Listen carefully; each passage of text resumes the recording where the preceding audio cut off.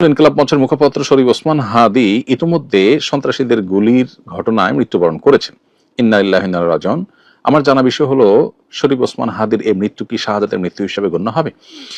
প্রিয় দর্শক, কোনো মানুষের মধ্যে যদি আল্লাহর সন্তুষ্টি লাভের আশায় মানুষের কল্যাণ সাধনা, ইনসাফ প্রতিষ্ঠা করা, মুসলিম মিল্লাতের চেতনা ধারণ করা এবং মানুষের অধিকার আদায় করার মানসিকতা থাকে এবং সেটার জন্য তিনি যদি লড়ে যান, সংগ্রাম করে যান,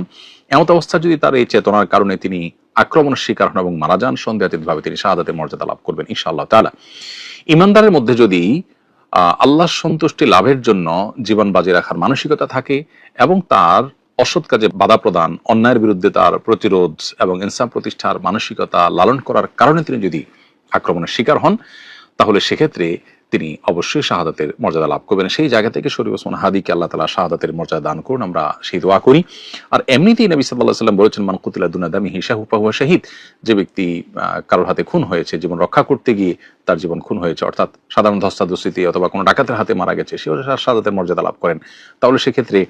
দ্বীনের কথা বা মুসলিম মিল্লাতের কথা বা মুসলিম চেতনার কথা বা ইনসাফের কথা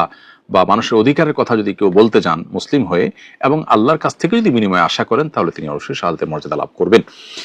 অনেকে আছেন যারা বিপ্লবী মানসিকতা ধারণ করেন, তারা অন্যায়ের বিরুদ্ধে সংগ্রাম করেন, তাদের সে সংগ্রামকে আমরা অবশ্যই শ্রদ্ধা করব,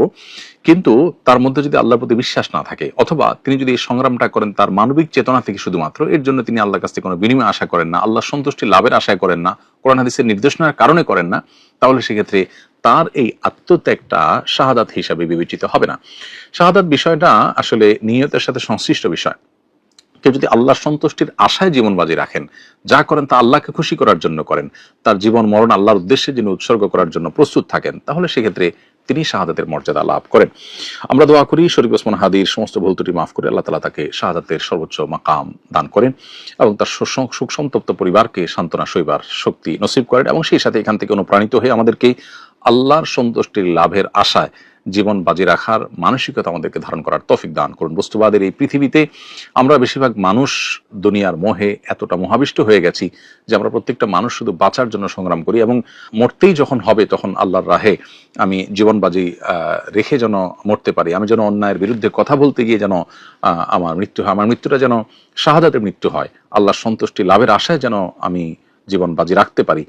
সেই চিন্তা, সেই চেতনা আমাদের প্রত্যেকটা মানুষের মধ্যে থাকা দরকার, এজ এ ইমানদার আমাদের মধ্যে থাকা দরকার। আল্লাহ রাব্বুল আলামিন শরীফ ওসমান হাদির ভালো গুণগুলো দিয়ে আমাদের তরুণ সমাজকে ভরে দিন এবং সেই তরুণ সমাজকে অন্যায়ের বিরুদ্ধে ইনসাফ প্রতিষ্ঠার জন্য, ন্যায় নিষ্ঠ হওয়ার জন্য এবং মুসলিম মিল্লাতের কল্যাণ সাধন করবার জন্য এবং আল্লাহ সন্তুষ্টির উদ্দেশ্যে